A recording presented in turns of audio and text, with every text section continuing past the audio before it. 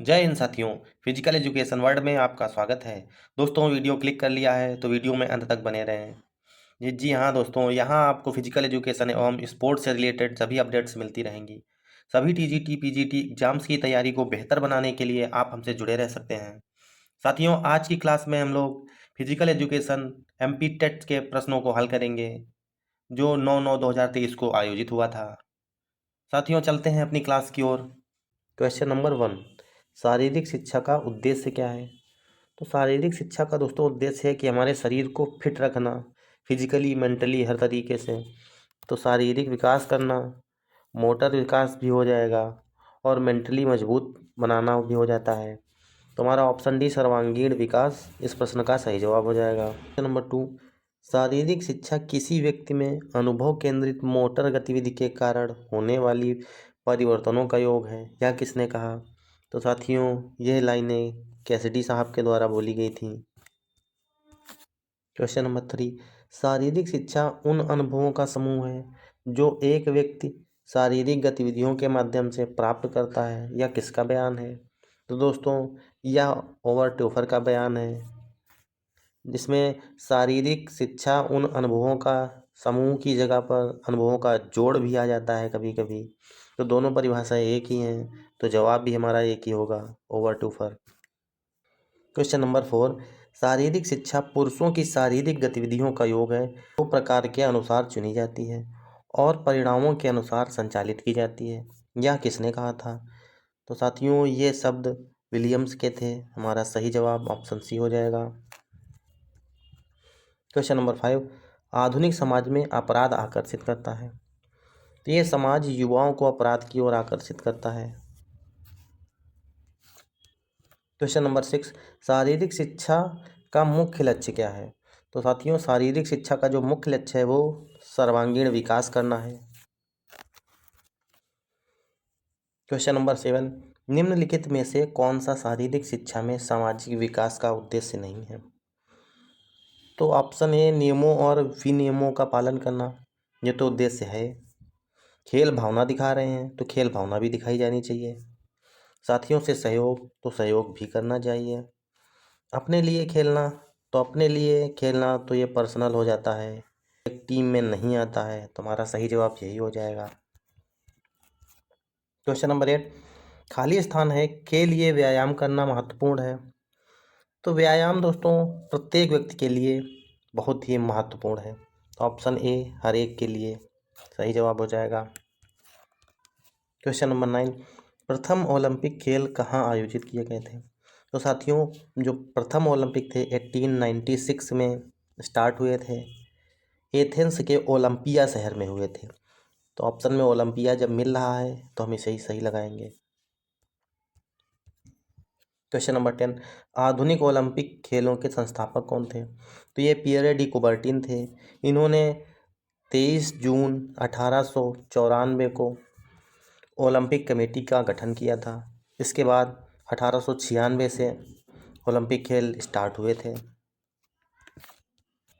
Question number 11, प्राचीन Olympic खेलों को किस पौराणिक देवता के सम्मान में धार्मिक उत्सव का हिस्सा बनाया गया? तो दोस्तों, पौराणिक जो देवता थे वो ज्यूस थे। ऑप्शन सी सही जवाब हो जाएगा। क्वेश्चन नंबर 12, ओलंपिक ध्वज पहली बार किस वर्ष फहराया गया था? तो दोस्तों, ओलंपिक ध्वज 1920 में फहराया गया था, एंटवर्प बेल्जियम में।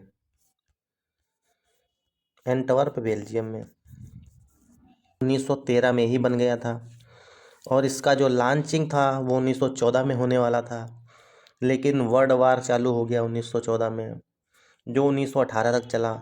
इसलिए एंटवर्प बेल्जियम में आयोजित हुए जो ओलंपिक 1920 में, उसमें ओलंपिक ध्वज को पहली बार लॉन्च किया गया था। क्वेश्चन नंबर 13, प्राचीन ग्रीक ओलंपिक के विजेता के सिर पर निम्न में से क्या रखा जाता था? तो साथियों, प्राचीन ओलंपिक में जो विजेता होता था उसको जैतून की पत्तियों और शाखाओं से बना हुआ मुकुट पहनाया जाता था। तो ऑप्शन ए सही जवाब हो जाएगा। क्वेश्चन नंबर 14, प्रथम ओलंपिक मशाल रिले कब कहाँ हुई थी? तो साथियों, ओलंपिक मशाल रिले जो है 1936 में बर्लिन में हुई थी।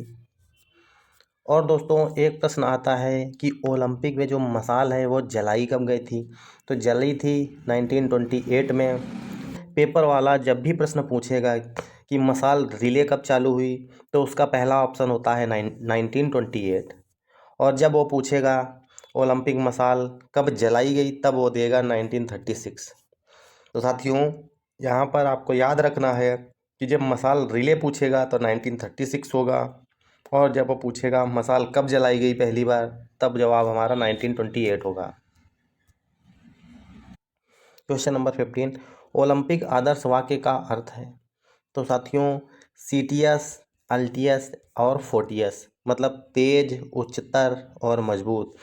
और दोस्तों इस बार कोरोना काल से वाक्य और जोड़ दिया गया, टुगेदर, टुगेदर या कम्युनिटर, जिसका मतलब होता है साथ हैं हम। क्वेश्चन नंबर 16, कौन सा समारोह ओलंपिक खेलों के अंत का प्रतीक है?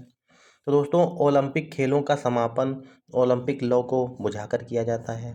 इस प्रश्न का सही जवाब ऑप्शन बी हो जाएगा। क्वेश्चन नंबर 17, योग का 7वां तत्व कौन सा है? तो दोस्तों योग में 8 तत्व हैं।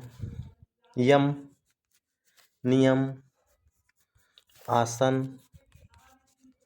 प्राणायाम, धारणा, ध्यान और समाधि।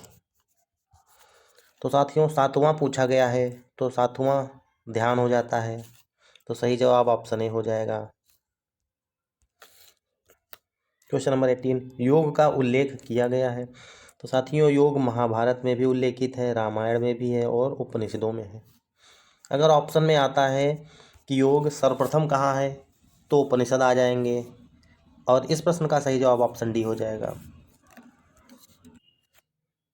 क्वेश्चन नंबर 19, किसके अनुसार योग की परिभाषा केवल मुद्रा प्राप्त करना है? तो दोस्तों ये परिभाषा महर्षि वेदव्यास जी ने दी थी। क्वेश्चन नंबर 20, आंतरिक अंगों की सफाई एक भाग है, तो ये किसका भाग है? तो साथियों ये धौती क्रिया का भाग है। दोस्तों ये जो धौती क्रिया है ये शुद्धि क्रिया है। शुद्ध क्रिया जो है दोस्तों, शुद्धि क्रियाएं हैं ये षटकर्म में आ जाती हैं। षटकर्म ये 6 होते हैं, जिसमें आ जाता है नैति, धौती, बस्ती, नौली, त्राटक और कपालभाति। दोस्तों ये 6 षटकर्म हैं, ये शुद्धि क्रियाएं करते हैं, मतलब ये अंगों की सफाई करते हैं। तो इस प्रश्न का हमारा सही जवाब ऑप्शन ए हो जाएगा। क्वेश्चन नंबर 21, गलत कथन ढूंढें। साथियों इसमें से गलत कथन ढूंढना है तो इन्हें पढ़ना पड़ेगा। यम में 5 नैतिक व्रत या आचार संहिता शामिल हैं, ये बिल्कुल सही है। ईश्वर प्राणिधान का अर्थ शास्त्रों का अध्ययन है, ये तो गलत जवाब है। नियम शरीर और इंद्रियों से संबंधित नैतिक अभ्यास है, तो ये बिल्कुल सही है। समाधि आत्मा का ईश्वर से अंतिम मिलन है, ये भी सही है। तो हमारा दोस्तों जो इस प्रश्न का सही जवाब है ऑप्शन बी हो जाएगा। क्वेश्चन नंबर 22, हम योग के तत्व कहाँ से प्राप्त करते हैं? तो साथियों योग के जो तत्व हैं वो उपनिषदों से प्राप्त किए जाते हैं। क्वेश्चन नंबर 23, स्वामी जी ने योग के एक तत्व के बारे में बताया। उन्होंने कहा कि यह मन की एकाग्रता और ध्यान का प्रथम चरण है।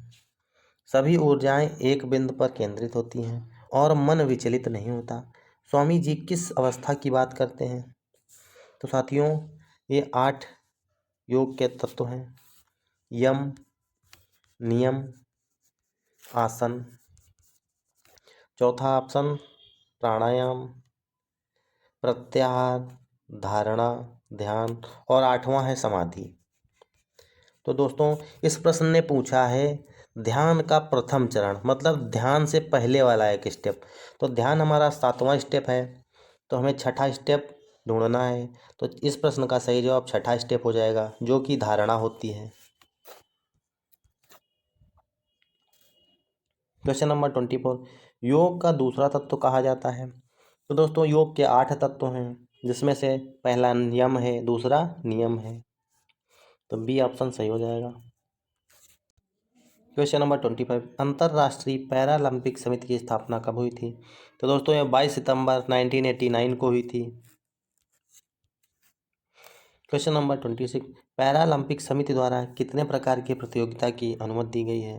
तो दोस्तों पैरालंपिक जो समिति है उसने 10 टाइप के विकलांगता को मान्यता प्रदान करी है, तो ऑप्शन हमारा बी सही हो जाएगा। क्वेश्चन नंबर 27, यदि बौद्धिक विकलांगता वाले व्यक्ति का IQ स्तर 50 से 55 के बीच है तो आप उसे किस श्रेणी में रखोगे?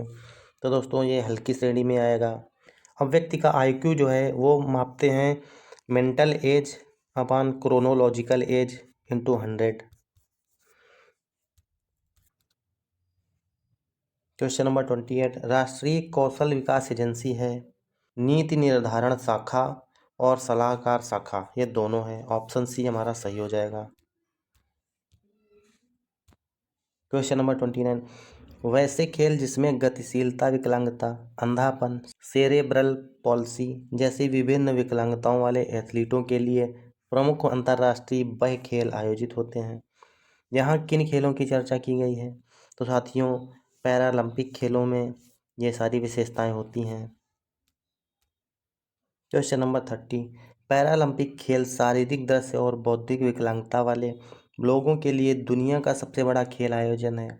इसे 2 श्रेणियों में रखा गया है, एक ग्रीष्मकालीन ओलंपिक और दूसरा शीतकालीन ओलंपिक। प्रथम पैरालंपिक खेल कहाँ आयोजित हुए थे? तो दोस्तों पहले जो पैरालंपिक गेम्स हैं वो रोम में आयोजित हुए थे। साथियों ये आज की हमारी क्लास के 30 प्रश्न थे। बाकी के बचे हुए प्रश्नों को हम अगली क्लास में देखेंगे। उम्मीद करता हूँ ये सारे प्रश्न आपको पसंद आए होंगे। मिलते हैं अगली क्लास में अगले बचे हुए प्रश्नों के साथ में। तब तक के लिए हंसते रहिए, मुस्कुराते रहिए। जय हिंद।